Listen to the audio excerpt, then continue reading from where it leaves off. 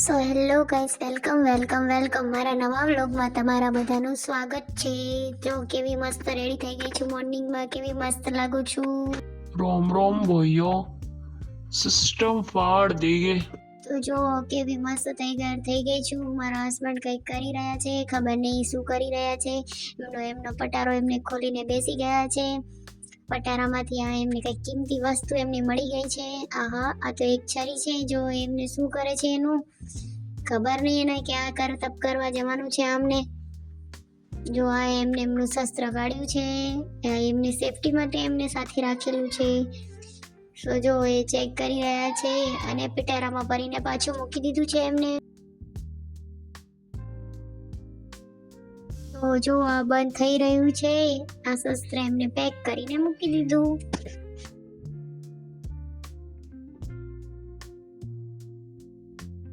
એમનો આ પટારો બંધ થઈ રહ્યો છે। તો જો આ પેટી બંધ થઈ ગઈ છે। હવે આ ખજાનામાંથી કિંમતી વસ્તુ કાઢી ગઈ છે, એમને બધી મૂકી દીધી છે। મારા ઘરનો નજારો કેવો મસ્ત લાગે છે, કેવી ગ્રીનરી મસ્ત છે ને, હરિયાળી। જો આ વકેળ છે। તો તમને આજે એક મસ્ત વસ્તુ બતાવી દઉં। જો આ કેવી રીતે આ લોકો રબરની હાર્વેસ્ટિંગ કરે છે અને કેવી રીતે રબરની ખેતી કરે છે, હું તમને નજીકથી બતાવી દઉં છું। જો આ છે બધા જ રબરનો બગીચો છે, આ બધા જ રબરના ઝાડવા છે। જો બકરી ઘાસ ચરી રહી છે।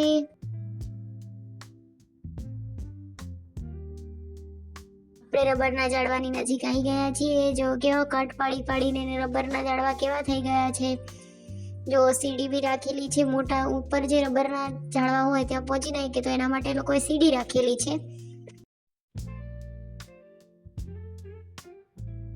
જો આ કટ પાડેલો છે, તેમાંથી દૂધ નીકળે છે। એ રબર જ છે એક પ્રકારનું, પણ એ દૂધ સ્વરૂપે હોય છે અત્યારે। જો નીચે કટોરો બાંધેલો છે, એમાં એ ધીમે ધીમે ટીપા પડતા રહે છે અને કટોરો ભરાઈ જાય એટલે આ લોકો એને ખાલી કરી દે છે અને એ બધું રબર સૂકવી દે છે। તેનો અહીંયા બજારમાં ભાવ 150 થી 200 રૂપિયા કિલો ચાલી રહ્યો છે। તો આ લોકો આવી રીતે રબરની પણ ખેતી કરીને પૈસા કમાઈ રહ્યા છે। અહીંયા જે છે વસ્તુ એનો ઉપયોગ કરીને આ લોકો પૈસા કમાય છે। અહીંયા જો કેવો મસ્ત નજારો છે, કેવું મસ્ત હરિયાળી લાગે છે ને રબરનું।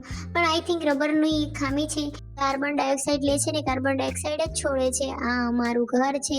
જો આજે વરસાદ આવ્યું થયું છે તો વાતાવરણ કેવું થઈ ગયું છે, જ્યારે આકાશ એકદમ નજીક અને કાળા ડંબર વાદળા સાથે રહ્યું છે। જો આ બાજુવાળાના મકાન છે, આ છે અમારું ઘર। સો હું હવે આગળની સાઈડ જઈ રહી છું ઘર તરફ, તો તમને આગળનો વ્યૂ પણ બતાવી દઈશ આજે। तो હવે હું જઈ રહી છું, બસ अपने को तो दिखाना ही है। फिर જો હું એક ફૂલ તોડ્યું છે, એ મારા હસબન્ડ માટે મેં લઈ લીધેલું છે। આજે હું એમને બતાવું અને સરપ્રાઈઝ આપું, જોઈએ આપણે એમનું રિએક્શન શું છે। તો હું લઈને હવે એન્ટર થઈ ગઈ છું। આ આવી ગયું છે આપણું ઘર। આ જો હું ઘરમાં એન્ટર થઈ ગઈ છું, મેં એમને ફૂલ આપ્યું અને હવે એમનું રિએક્શન જોઈએ, શું રિએક્શન છે। એમણે મને થેન્ક યુ કીધું। Thank you.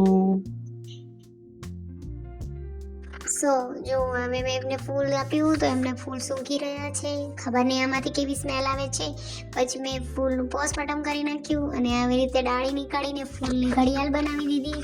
પછી મેં અને મારા હસબન્ડે થોડુંક સ્નેપચેટમાં મજા લીધી। જો કેવા ડાકડા જેવા લાગે છે। हम लोग बूढ़े हो गए। તો અમે ગયડા થશું તો આવા લાગશું એ તમને બતાવી દઉં। અને મારા હસબન્ડે સ્નેપચેટનો યુઝ કરીને અમે ટાલ બનાવી દીધી, એમને ટકલું બનાવી દીધા। મેં મારા પર પણ પ્રયોગ કર્યો તો હું પણ ટકલું લાગતી હતી। તો જો હવે મારા હસબન્ડ રેડી થઈને બહાર નીકળી ગયા છે, એમને એમની એક્ટિવા નીકાળી છે અને આ જો એ બહાર જઈ રહ્યા છે, એ એમના ફ્રેન્ડને મળવા માટે જઈ રહ્યા છે। સો અત્યારે ચોમાસું છે તો એક્ટિવા ચાલુ થઈ નહીં રહેતી, તો થોડા ટાઈમ ગરમ થઈ અને પછી એક્ટિવા ચાલુ થઈ ગઈ હતી।